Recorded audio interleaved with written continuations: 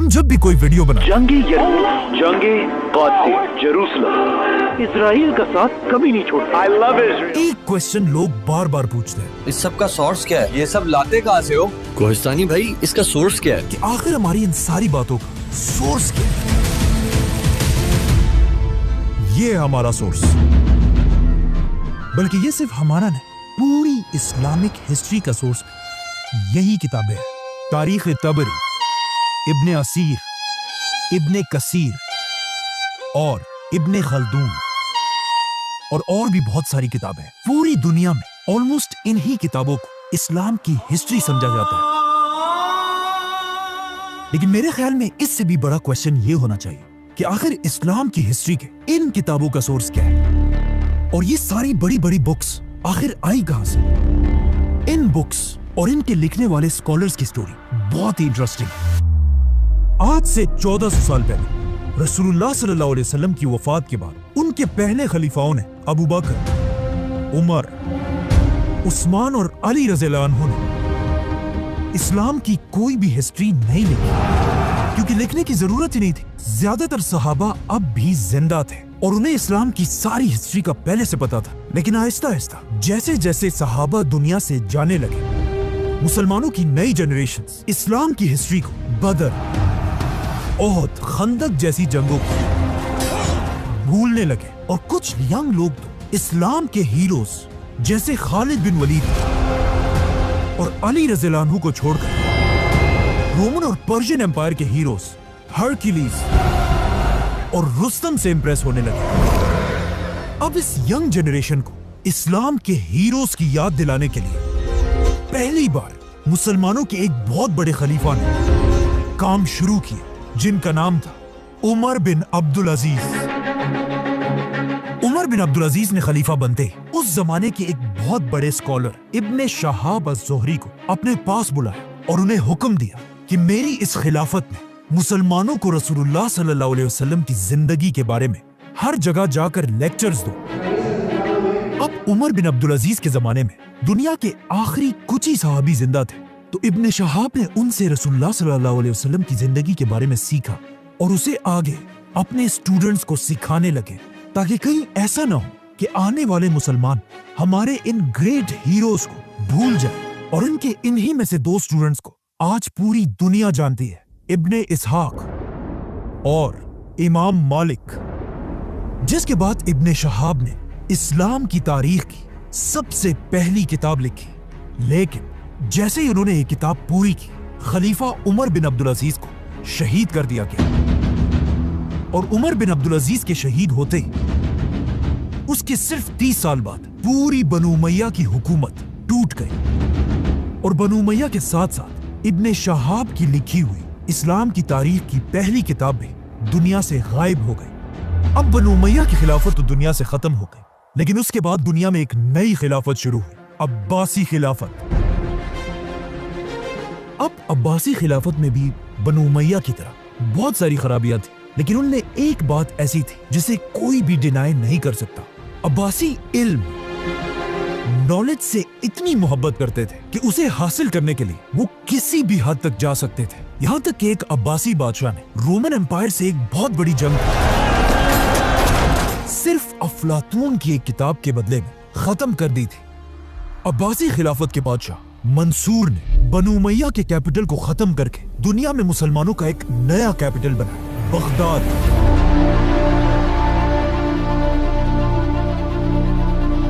और उसके अंदर उसने दुनिया की सबसे बड़ी लाइब्रेरी बनाई, जिसे आगे जाकर बैतुल हिकमा, हाउस ऑफ विजडम का नाम मिला।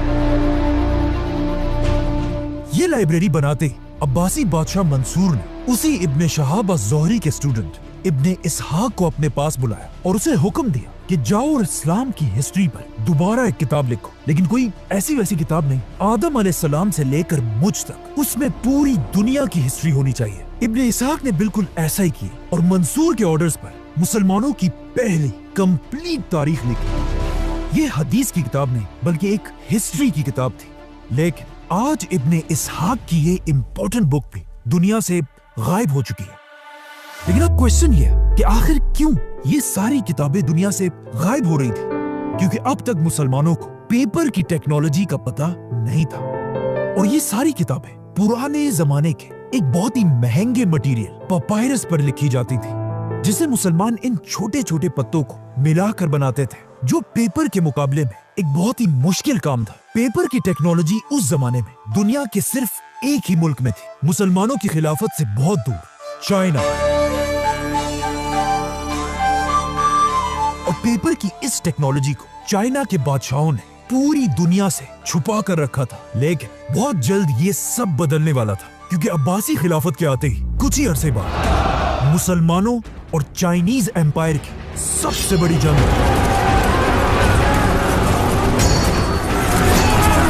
जिसमें मुसलमानों की फौज ने आसानी से पूरी चाइनीज फौज को क्रश कर दिया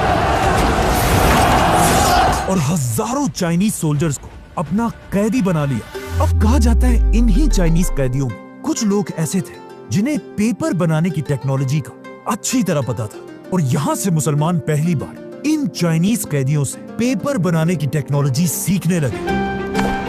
लेकिन पहले मुसलमानों को इसकी इंपॉर्टेंस का इतना पता नहीं था। लेकिन फिर आखिर अब्बासी खिलाफत का सबसे बड़ा बादशाह आया, जिसका नाम था हारून रशीद।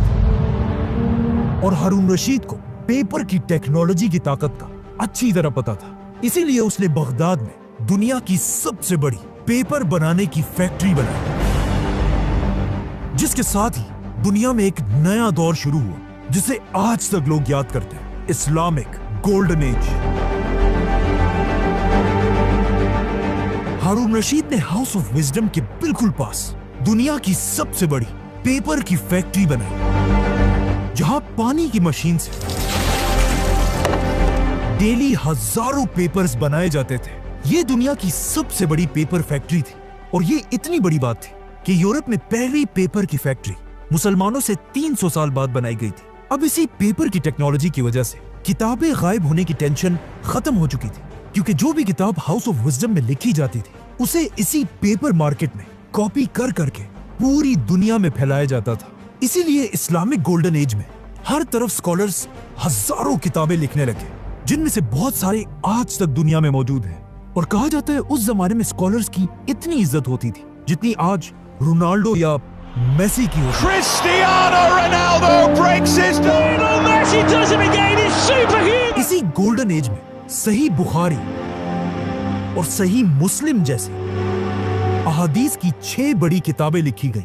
लेकिन अब भी एक बहुत बड़ा मसला यह था कि इब्ने इसहाक की किताब गायब होने की वजह से इस्लाम की हिस्ट्री पर कंप्लीट कोई भी किताब नहीं थी। तो अब ये देखकर उसी इब्ने इसहाक के स्टूडेंट इब्ने हिशाम ने दोबारा एक बार फिर इस्लाम की हिस्ट्री पर किताब लिखी, और पेपर की टेक्नोलॉजी की वजह से इब्ने हिशाम की ये किताब आज तक हमारे पास पड़ी हुई है।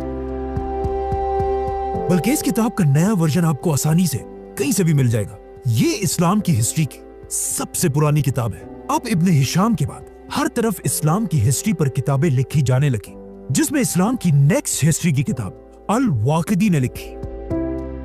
ये है वाक़िदी की किताब, लेकिन आज बहुत सारे स्कॉलर्स वाक़िदी की कुछ बातों को सही नहीं समझते, जिसके बाद वाक़िदी के स्टूडेंट ने भी एक किताब लिखी, तबक़ात इब्ने साद, जिसमें उसने सारे सहाबा की स्टोरीज लिखी। और आखिर इसी दौर में एक ऐसी किताब लिखी गई कि अगर आपको इस्लामिक हिस्ट्री का थोड़ा भी पता है तो इस किताब का नाम आपने जरूर सुना होगा, और इस किताब का नाम है तारीख अत-तबरी।